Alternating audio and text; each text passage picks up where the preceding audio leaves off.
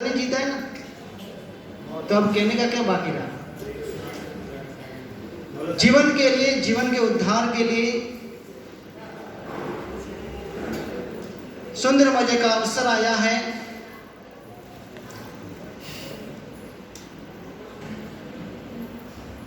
आज का बहुत सुंदर मजे का आनंद दिन मुझे परमेश्वर की आराधना करने का मुझे अवसर मिला है। बहुत ही आनंद होना चाहिए। परमेश्वर की आराधना आज पहला दिन। परमेश्वर का अर्थ क्या होता है पहले ही बताओ। परमेश्वर करने के लिए आए, परमेश्वर का अर्थ क्या होता है? परि उष्णा, चारों दिशाओं में से, चारों दिशाओं को छोड़ के एक दिशा में आके वास करना, अपने मन को चारों दिशाओं में भटका हुआ एक ही जगह पर केंद्रित करना, तमाम संसार की मोह माया को छोड़ के एक जगह पर जाके गुरु की निश्रा के अंदर मन वचन काया से देव गुरु धर्म की साधना करना, उसका नाम है पर्युषण। पापात्मा में से पुण्यात्मा बनना, पुण्यात्मा में से धर्मात्मा बनना, धर्मात्मा में से महात्मा बनना और महात्मा में से परमात्मा बनना, ये पर्युषण की साधना है।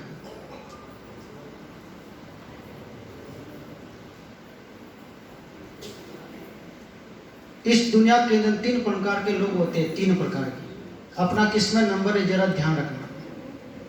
पहले नंबर का लोग वो होते हैं जिसको कहते हैं कदैया। क्या कहते हैं? कदैया।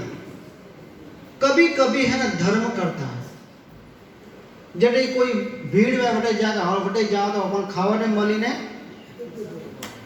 कदैया। और दूसरे लोग के होते हैं भदैया। खाली भाद्रवा महीना में देवान नहीं, बस मुझे कभी नहीं देखे, भाद्रवा महीना आवे ना हेलो।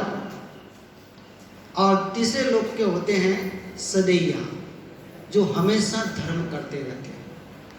कोई पर्व आए या ना आए, मुझे मेरे आत्मा का कल्याण करना है, मुझे संसार सागर से मुझे तरना है, मुझे परम सुख को पाना है, वो है सदैया। अवसर आए और मैं धर्म करूंगा ऐसा नहीं, जब भी समय मिलते ही वो धर्म के अंदर लग जाता है और उसको बोलते हैं सदैया। तो हमेशा धर्म करना चाहिए। आपको पूछा जाए कि धर्म करने की उम्र क्या है, तो हाँ, डोकरा वेज धर्म करियो भाई, डोकरा वेज धर्म करियो, डोकरा वेज सामायिक करियो, डोकरा वेज पूजा करियो।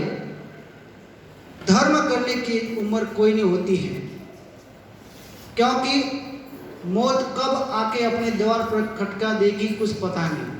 इसलिए धर्म हर समय में करनी चाहिए। तो पर्युषण अपने सामने से आया है तो उसको आनंद और उमंग से साधना करनी है। पर्युषण के अंदर तीन की शुद्धि होती है। पर्युषण के अंदर तीन की शुद्धि होती है। ये आपके तीन की शुद्धि हो गई, समझ लेना आपका पर्युषण सफल। नंबर एक, देह की शुद्धि होती है। नंबर दो, दौलत की शुद्धि होती है। और नंबर तीन, दिल की शुद्धि होती है। तप के द्वारा देह की शुद्धि होती है। दान के द्वारा 7 क्षेत्र के अंदर अपने संपत्ति का सदुपयोग करेंगे 8 दिन में तो दौलत की शुद्धि होगी। और समापना के द्वारा दिल की शुद्धि होगी।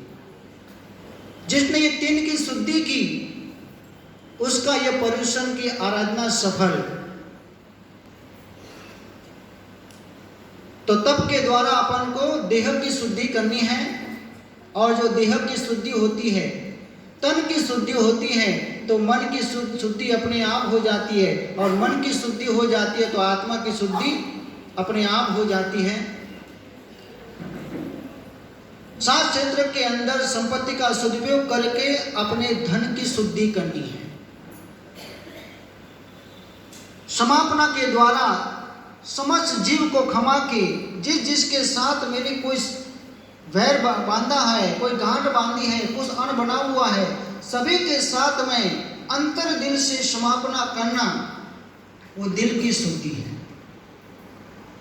8 दिन के अंदर ये 3 की शुद्धि करेंगे, आके ना, हाँ 3 की शुद्धि। 8 दिन के बाद आप अपने जीवन को, अपने मन को आप खुद यकीन करेंगे कि खरेखर मेरे पर्युषण की आराधना हुई है। मुझे अपन को ये पर्युषण की आराधना करनी है, क्योंकि जैन धर्म जबरदस्त तो है लेकिन जबरदस्ती नहीं है। अपने मन वचन काया से जितनी शक्ति हो उस शक्ति को कभी छुपाना नहीं चाहिए।